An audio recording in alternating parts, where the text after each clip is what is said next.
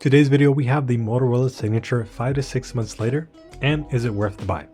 Disclaimer, no sponsorships are involved in this video. If you don't believe me, let me show you a receipt that I have here to the side. And this here is my eBay app. Let me pull that up. You can see I purchased it back in March for around $6.50. So if you like that, like, comment, subscribe. I like to keep the opinions honest. Now onto the review. The way I like to do this is looking at the phone across the most important categories. Those being updates, the chipset, the battery capacity and the usage, the camera, the lifespan, usage, reliability, and the lifespan durability, and then lastly, the features. Now, the Motorola Signature, I'd say, would fit the conversation with these other phones, the Samsung S26 Ultra and the OnePlus 15, because of the shared chipset, which we'll talk about later. But let's look at the release date across these phones. So the Samsung and the Signature here released in 2026, where the OnePlus 15 released in 2025. The S26 Ultra is the newer one, released in February, so this one released in January. So as far as screen size across these phones, the Signature released the phone here at 6.8 inches, and then the Samsung is 6.9 inches, and then the OnePlus 15 at 6.78. Guys, at flagship levels, these phones are upwards of 6.5, and just let me tell you, I have no issues with using this phone. Obviously here is the phone without the case, and one of the cool things about the phone here across the other ones is how lightweight it is. Obviously if you put a case, that changes a little bit, but across the bunch, I find this one to be the most best experience in the hands. And now, not ranking these ones here though, let's talk about design. I mean, here you have the squared module, hate it or love it. I think it looks pretty cool. It looks a little more interesting compared to Samsung, and it looks kind of similar to the OnePlus 15, but again, not ranking this one. And then as far as the material here, really interesting. I know like with Samsung, you know, they kind of played it easy, and I think it's more of like a kind of matte feel, you know, glossy feel. But here you have a textured back. They call it the Pantone fabric finish. Here it is in black, and compared to like the OnePlus, I think it's a pretty nice one. You might like it. I mean, Samsung either has the matte black, you know, or the sandstone. The sandstone feels kind of like some like sandpaper-ish that you've sanded down, but I really like this one. And again, obviously that's going to change if you use the case. But now let's talk about the first category, that being updates. Now when we look at the updates, looking at the chart now, we see that this one matches the Samsung with 7 OS and 7 security updates, and then the OnePlus is 4 OS and then 6 security. But again, when we talk updates, big number doesn't always mean better. So what does this actually mean? When I talk about updates, I really want to have the discussion focused on, are the updates actually providing, you know, actual beneficial experience, or is it actually creating more problems? Not to throw shade, but with the Pixels, they tend to give updates more quickly, yes, but over time, even with their newest phones, they tend to have some user interface issues and bugs all around, mostly battery and stuff like that. So with the updates here, the way I'm going to rank it is usually I do a point system, but because I've only used this phone and the 15 and not the S26 Ultra, I'm only going to rank it as low, medium, or high. And so in this category of updates, I would say that the Signature updates, I would say they're medium. Now Motorola is really trying to, you know, change it up here. Mostly I would say they've been really budget focused, but with the flagship here, they're trying to now, you know, show that they can hang. This phone, we'll see how it lasts in the test of time, but all I can say as far as the updates is I don't really have worries about how the updates are gonna degrade the phone. I think you're in a pretty good spot. It's not going to be like a Pixel experience. I've been getting updates. Phone can only be imported, you know, here if you're in the United States, and I'm getting the updates just fine, guys. I will say though, just disclaimer, one thing to note about Motorola is how they schedule their updates, and they tend to be a bit laggy. So there is that issue. Not a problem for me because I feel like Android's already matured, so I don't feel like I'm missing out on a lot. And to be honest, with Motorola phones, they don't tend to give you a lot of features with incremental updates. It's usually, you might just get the, you know, Android features that come on the new update, and Motorola maybe is not adding a lot. throughout their way. It's usually trickling down from Android, OS updates. So looking at the history though, one thing I want to show you is, I've been getting those patches, but I'll have you see that they're always a month behind. So this first one is in April, but I received the patch for March. And if we go up here, the June update, I finally got the patch for April. And then more recently in July, I just got the patch for May. So again, that may be an issue for you, but the way I see it is Android's a bit mature. Sometimes updates give you more bugs than actual gains. And sometimes a phone that already works, maybe, you don't have to stress about getting an update, and maybe holding off is actually a better thing. However, the one issue this may cause is if you get a new update, well, now you're in a window where, because they're so laggy, you're gonna get a buggy update. So, but I don't think that you have to fear so much about Motorola and updates. You're gonna get them. They come a little slow. They might not bring a lot of features, but I think they're still good. So medium here. Now let's talk about the chipset that they share. The three phones, S26 Ultra, Signature, and the 15, they all have the Snapdragon 8 Elite Gen 5. I wish they would change that name because it's really confusing. All that to say, it's the newest Snapdragon chip released in 2026. If you care about gaming, this might matter to you. In my use, it does not matter, guys. Since 2024, I have not been using my phone any different. I can take an S24 Ultra and I'd be perfectly fine with the performance there. I don't feel any slowdown because I'm the type of person that just does basic things, social media, messaging, basic web browsing. I don't do editing. I don't do gaming. So I find that, you'd be pleased with this chipset. Now, if you game, you're going to enjoy it. I think it's really great. I did have a question brought up about, can I do some thermal test? And it's possible you're asking about that because you care about gaming. Again, I'm not able to use that example because I'm not a gamer, but I do like to take long commutes, upwards of an hour, or 2 or 3. I've taken this phone for a commute for about like 2.5 hours, used Waze, used Google Maps, and I don't have an issue. It does not overheat. Unlike the Pixel in the past where I would have commutes and that phone overheats. So not a big overheating issue here. And I think it keeps up. Is it gonna have the bigger, better chip than the Samsung? I know the Samsung tends to get an overclocked chip. That we saw that with the S25 Ultra, that their Elite was slightly overclocked. I don't know if that's the case in this scenario. So there may be a chance that the S26 Ultra is a little slightly better in performance, but it's negligible, guys, meaning it's very little. So don't look at it that way. You're getting the newest chipset, so that's really the big appeal here. Out of 2026, those three phones, the 26 Ultra, the Signature, and 15, you're gonna get a bigger chip, a good chip for less than what you have to pay for those phones. So Samsung, you have to pay for an upwards of $1,000. Same with OnePlus, and as you saw, I paid about $650. So if that's your appeal and that's what is drawing you to this phone, then yeah, you're gonna get a good chip. So I'd say it's high here for performance. Now let's talk about battery capacity and usage. Across the three phones, this one is second place. OnePlus obviously has the better battery. Bigger battery doesn't always mean the best. We also do have to consider the OS and how it optimizes the experience. But in this case, OnePlus is known for a really nice, fluid experience. Now, that's not Signature is not going to win because OnePlus is here and and taking that. But I will say though, don't fear about the battery degradation on this one because it's not like a Pixel. The Pixel has so much issues, and you're getting 200 more milliamps than the Samsung. In my experience, I've used the S25 Ultra, also 5,000 milliamps. The Signature, it's about a day and a quarter of like usage. That may change again, just depending on how you use your phone, but it's a very reliable experience. I don't feel any sort of concern with this battery, unlike the Pixel or the Samsung.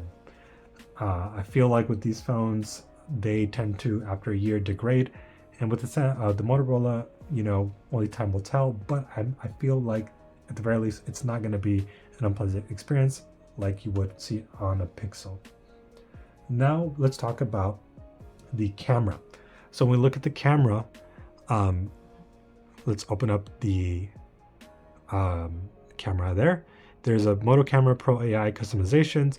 The way the camera looks, it's pretty kind of similar to the Pixel experience. And let's just look at some of the things that we have here. So we have the regular photo, we have video that can go Dolby Vision, right? You can do some locking. This was a feature that I know that was very liked in like the Samsung. So you could do that. You could change obviously your cropping there. The video can go up to 8K, guys. 8K, wow. And you can go at FHD, 4K, 8K, 30 frames per second, and 60 frames per second. And I'll show you samples after we finished reviewing here. We can also do some slow-mo. We'll look at some settings a little bit later. Slow-mo we can do at 4K at 120 frames per second and 240, so pretty impressive. And then let's look over here at the portrait. Portrait is here is what you got. I do like that there's no smoothing unlike some of these other phones. So no smoothing here. It tries to do it as true to tone. Your pro mode, if you care about that, you can go JPEG, RAW, or Pro JPEG RAW. I tend to just, point and shoot and maybe just zoom and then fix the balance, but there you go. And then for your mores, you got your, pretty much standard things that you're seeing there. I do want to point out some things here in the photo. So when we look at your modes, you have your natural, your vivid, a signature style, and that's it. So I think that you're most likely going to want to do natural, which tends to be, the most true to the moment. And even then, there's still some AI going on that maybe doesn't always look as true. I will say that compared to the other ones, I like the Samsung Note Plus. It has been a very, I prefer the other cameras over this one. That's just all. Some reviewers, for some reason, are not highlighting that, and they're saying that this phone is comparable, but you'll see shortly what I'm talking about. Vivid's going to saturate your photos like crazy, and then there's the signature style. I did not like this. This is like, this to me, well, you have to train it, I guess, but I feel that in first use, it's just not that great. Maybe I needed to train it a little bit more, but I just find that the natural is the way to go for me.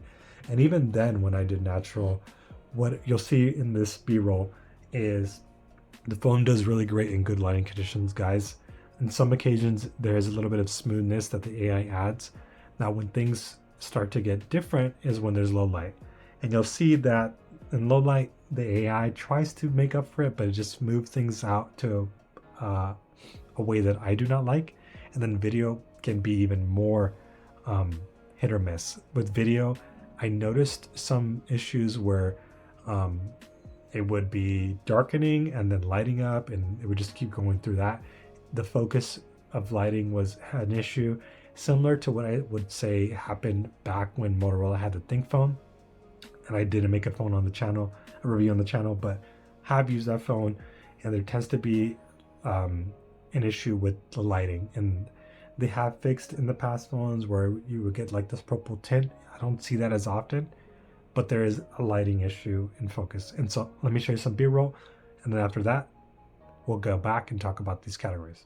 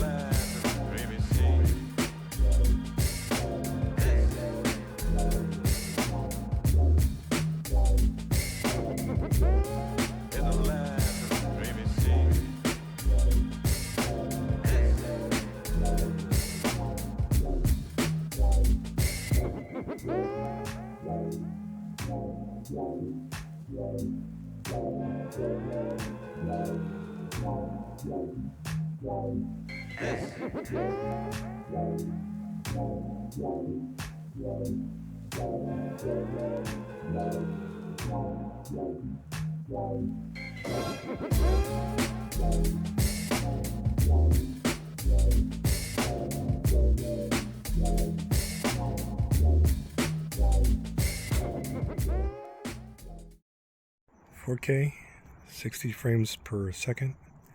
When I zoom, Motorola Signature, rear camera. Time is 7:40 p.m. Lowering the quality here on the Motorola Signature. It's still barely just turning at 8 p.m. You can't even see my face. The 4K front selfie here is pretty bad. And so I reduced it to FHD, and now you still can't even see me. So, pretty bad. 4K, 60 frames per second, rear camera with the Motorola Signature. Picking up a lot of light, more than the other ones. But it's going in and out, and that's kind of the issue that I've been noticing with Motorola. Having a lot of issues when it's a little darker, when there's a contrast of lighting conditions. May tend to dim in and out more than your other phones. Front-facing camera, 4K, 60 frames per second on the Motorola Signature. Let's see.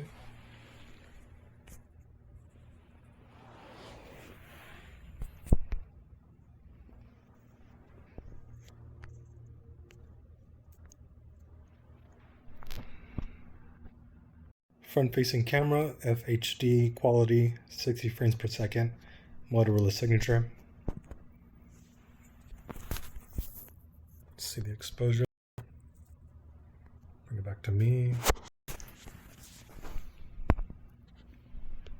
Tapping to focus. Autofocus has some issues. You can see it doesn't do a good job of sometimes. You may need a, it's very reactive to the light. I may need to tap every once in a while on the viewfinder. Front facing camera, FHD quality, 60 frames per second. It has a bit of exposure control compared to the other three. Here is the Motorola Signature 4K 60 frames per second front selfie. Right off the bat, not a good selfie, honestly, for the video. Yeah, even the Pixel's doing much better than this. This is where I'm noticing where Motorola is having an issue, especially with the lighting conditions. There's a lot of fuzziness, a lot of greenness. This quality reminds me close to what Pixels were doing around Pixel 6. And It's not that great. The videos, I thought it'd be much better than the Pixel, but it's not. And it's having issues with zooming in. My cursor is in and out, in and out. Here I am still. But it's having some issues with the zoom. Not that great. So the 4K front selfie reminds me of an issue that Motorola had with its Think phone. When you would do 4K on that phone, there was a lot of issues with your lighting. You would see a lot more shades of purple. So something that I just never really experienced with other phones. And it seems like the Signature still hasn't figured out how to fix that at the 4K rate. So in darker rooms and darker times, you're going to want to resort to reducing that video and the front for FHD. It doesn't give your quality a fix 100%. I'm still seeing some issues with zooming and in and out. Surprisingly, the Pixel did a much better job. It's bearable, but it's not that great. Yeah. So here's the Motorola Signature 4K 60 frames per second rear camera. It's quite detailed, I'll say. It's having issues with focusing, so it's going in and out. It's a little more true to life than the Samsung. The lamp over on the right side of me is going off and on, so it is causing something. Right now it's steady, but as I'm shifting the phone seems to change exposure. Let's try the zoom. Like the Samsung, you see that the color has changed with the zoom, so less light, zooming in more. Oh, okay, the color remained there. So it has a little bit better control in terms of the light captured, but there we are at 6. So this actually at 6 looks a little more true to life. 1 picks up a little more color. Pretty good. I would say I like it better than Samsung actually.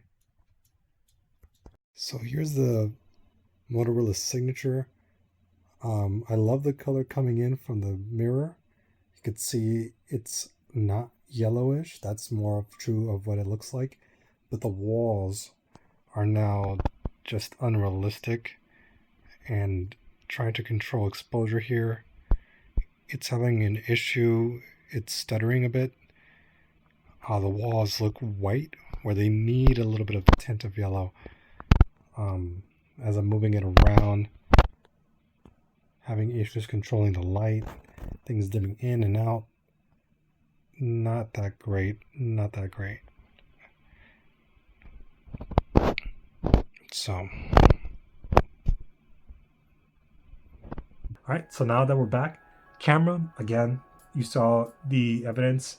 I would say this is a pretty medium camera. I feel like a lot of people have hyped this phone as being on par, in my opinion.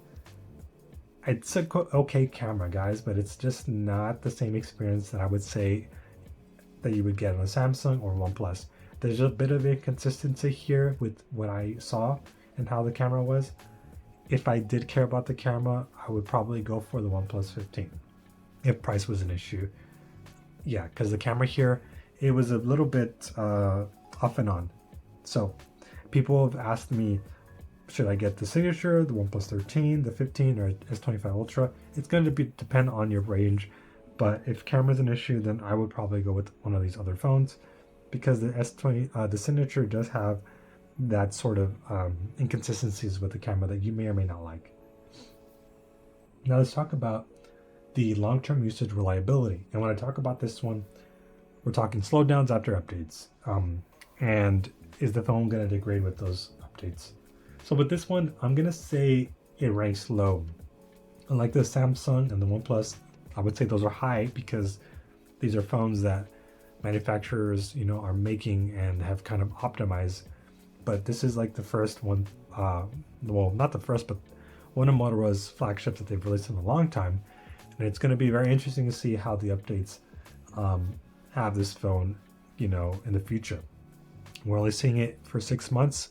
What I can say is the battery seems to be doing good, about a day and a quarter. I don't think it'll slow down like a Pixel, but compared to OnePlus, I don't know if that's gonna age just as good. And then now lifespan durability, we're talking about how's this phone gonna hold up in terms of its physical, condition. What's it gonna look like if you need repairs or warranty? Now on this one, I'm gonna say it's low. Also, the Samsung, I would say, is high, because if you're in the United States, Samsung stores, you can easily repair that at Best Buy, or second stores are gonna have parts. The OnePlus is going to be kind of medium. It may be not as repairable as the markets are shutting down in North America. Now, this one's going to be low, meaning it's even lower than the two, because you have to import this one, guys. And someone's asked me, where can I buy this phone if you're in the United States?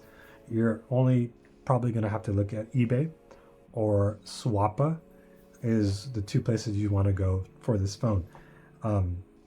Yeah. And even then, if you happen to crack it, it's going to have very little repairability, because they're not going to have parts here. If I haven't mentioned already, phone is curved. Motorola continues to do this. I don't know why. Some people like it, other people don't. I don't like it because of, again, the issues it brings with repairability. The micro curves means that if you drop it, it's it means that you can get good protectors. And I have a video on the channel where I show you my installation, and it didn't turn out great. I took off the protector and now I use Hydrogel, but that's only gonna protect me from key scratches, but not cracks.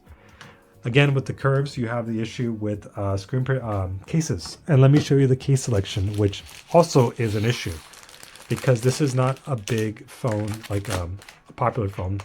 You don't have a lot of case selections. So you'll see here, there are these, and I mean, this may not be an issue with you, but they don't provide good lip protection. This one exposes the camera module, so there's that.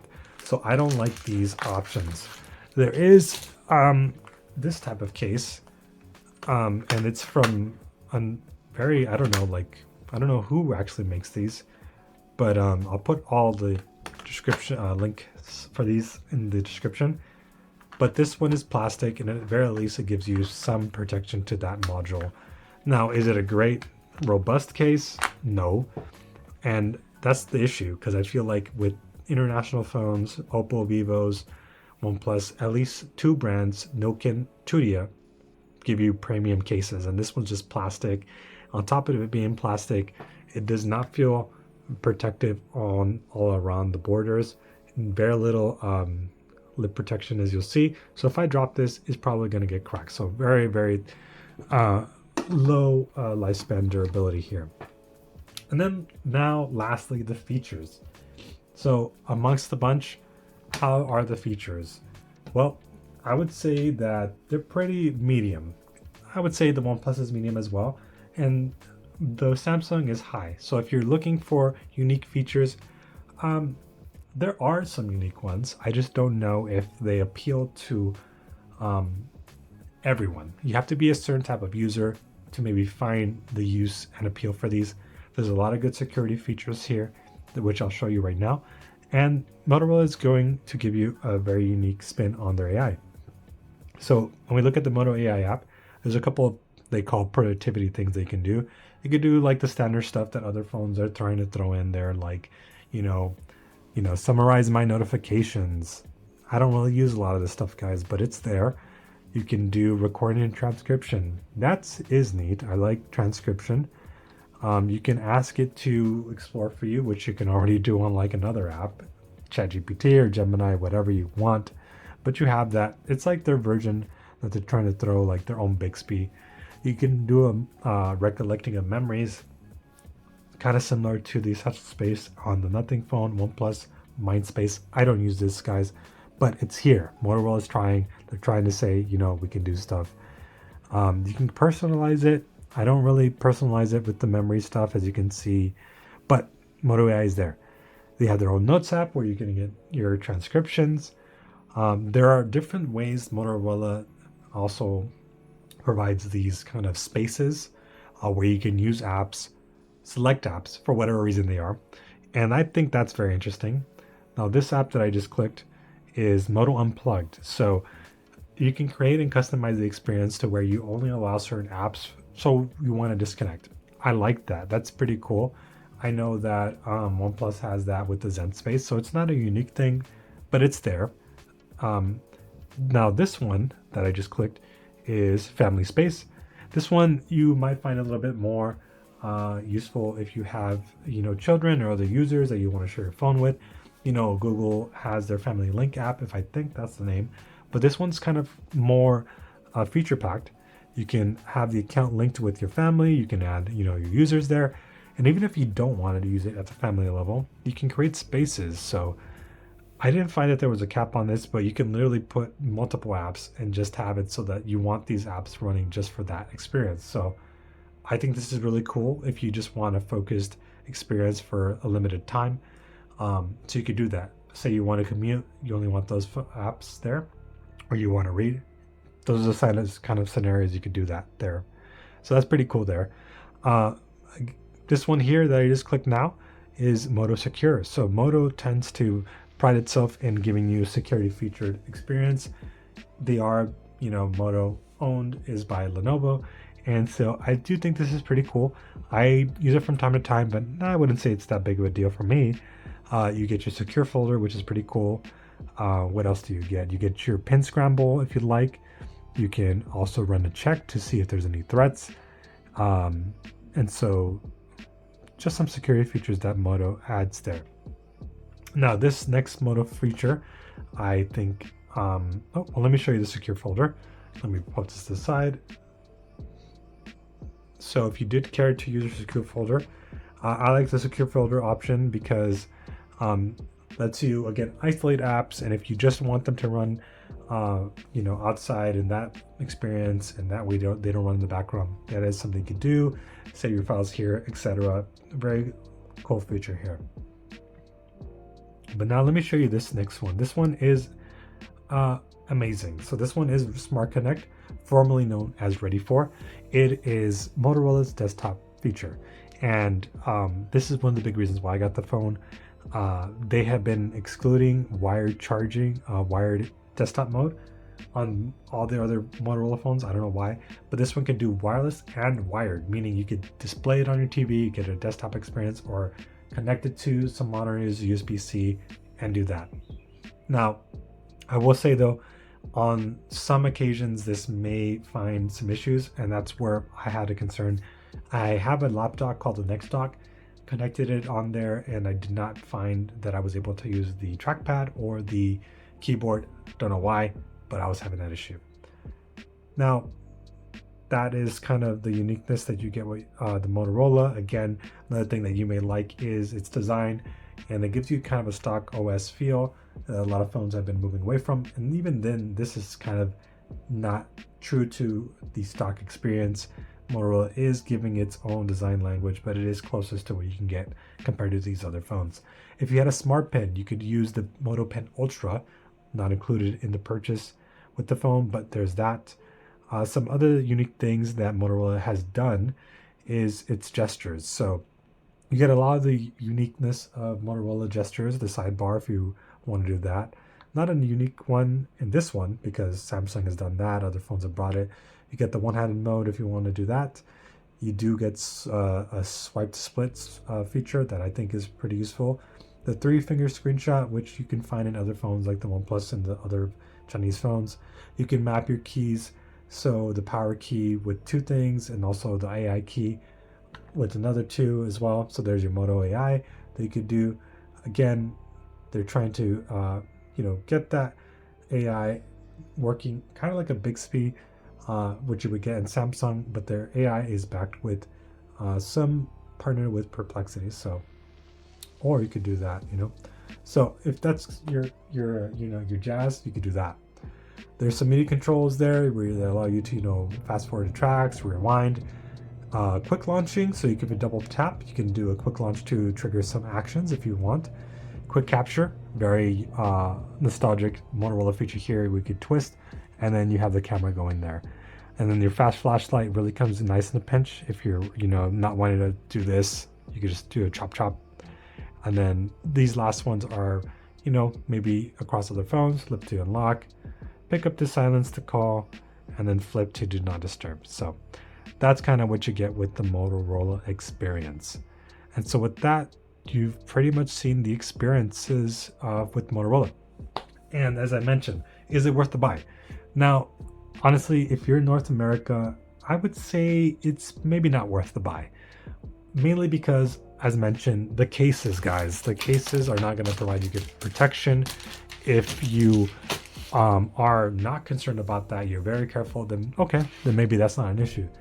The issue then I would say is the camera inconsistency. If you saw with the examples I showed you, it's a little bit inconsistent to my liking. I feel like with the OnePlus 15, you're just gonna have a better experience there. And then the Samsung is gonna be a better one if you wanna pay for the more price. But at least with the OnePlus 15, with times now, it's probably you can get that one about the same price with this phone. And then the updates, I feel like the updates, it's kind of going to be hit or miss. We'll see what Motorola does, but I just feel like there's a lot of more risk here. And I believe I've answered some of the questions along the way.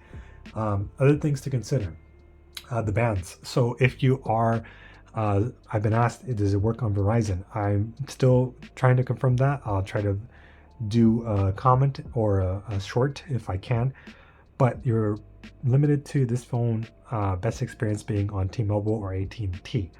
So can't confirm on the Verizon part there. And then the eSIM support. So someone asked the eSIM support. If you're not familiar, there's two variants. There's the Indian one and then the European one. On the Indian one, the one I have here, there's no eSIM support. There's no eSIM. It's just dual SIM. So if you need an eSIM for whatever reason, you're probably going to want to go with the European. Now, there's that to consider. And then lastly, where to purchase, again, eBay or Swappa. So guys, yeah, from 5 to 6 months, I think this has been a pretty good experience. It's just the inconsistencies that I found just don't leave me wanting to use the phone. So if you have any further questions, I unfortunately will not have the phone after publishing this video, but I hope you enjoyed it. Now, it's still a good phone, just not for me. Yeah. Hope you enjoyed.